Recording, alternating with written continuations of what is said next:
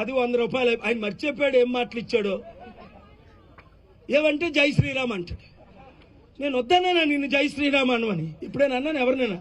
రాముడు కరోనా ప్రియుడని కత్తి మహేష్ అంటే అప్పుడు కమిషనర్ గారు అంజనీ కుమార్ కాల్ చేస్తే నేను మెక్సికోలో ఉన్నా. సార్ మీరు దీన్ని ఖండించాలి సార్ అన్నాడు. ఖండించాను. వీడియో చేయండి సార్ అన్నాను. వీడియో చేశాను. మీడియాకి ఇవ్వండి సార్ అన్నాను. మీడియాకి ఇచ్చాను. గుర్తుంది కదా మీడియా మిత్రులు? అరెస్ట్ చేస్తాం, మీరు పర్మిషన్ ఇస్తాను, అరెస్ట్ చేయండి అన్నాను. ఎందుకు? రాముడు కరోనా ప్రియుడని వీడికి చెప్పాడా? అలా ఎక్కడైనా బైబిల్లో రాముడిని తిట్టమని ఉందా? బైబిల్లో తిట్టొద్దని ఉంది. బైబిల్లో అపోస్తుల కార్యములో మన ప్రభు యేసు రక్షకుడు సర్వలోకాన్ని ఎలా రక్షిస్తాడు, ప్రాణం ఎలా పెట్టాడు, రక్తం ఎలా కార్చాడు, అది మనం ప్రకటించుకోవాలి తప్ప రాముణ్ణి గాని ఎవరిని మనం దూషించకూడదు. ఇతర దేవతలు ఎవరినైనా అల్లాని దూషించకూడదు. ప్రాఫెట్ మహమ్మద్ని దూషించకూడదు. నేను అదే అన్నాను. ఒకవేళ ప్రవీణ్ పగడాల ఆయన నేను డిబేట్లు అన్నీ చూశాను. ఆయన తప్పుగా ఏం మాట్లాడలేదు, ఎక్స్ప్లెయిన్ చేశాడు ఆయన. నేను అలాగే ఎక్స్ప్లెయిన్ చేయలేను, నాకు అంత తెలివితేటలు లేవు కూడా. నేను శాస్త్రాలు అంతగా చదవలేదు.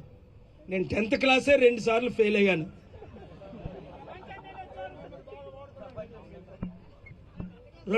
దేశాల ప్రెసిడెంట్, 197 దేశాల ప్రెసిడెంట్లో 192 మంది నాకు మద్దతు ఇచ్చారు. 141 మంది ఈ రోజు నన్ను ప్రధానమంత్రి అవ్వాలని కోరుకుంటున్నారు. అది దేవుడు చేస్తాడా లేదా? మీరు చేస్తారా చేయరా? అందరూ ఫోన్లు బయట పెట్టుకోండి. ఒక నిమిషం ఫోన్లు అందరూ ఓపెన్ చేయండి, రికార్డ్ చేసుకోండి. ఇది రికార్డ్ చేసుకోండి. నిన్ను దేవుడు రాజకీయాల్లో పంపాడని నమ్మిన వాళ్ళందరూ చేయొద్దండి. ఇప్పుడేనా? లేదా మరో 10 మంది ప్రవీణులు పోయిన తర్వాతే నమ్ముదురు. మణిపూర్లో లక్షల మంది పోయారు.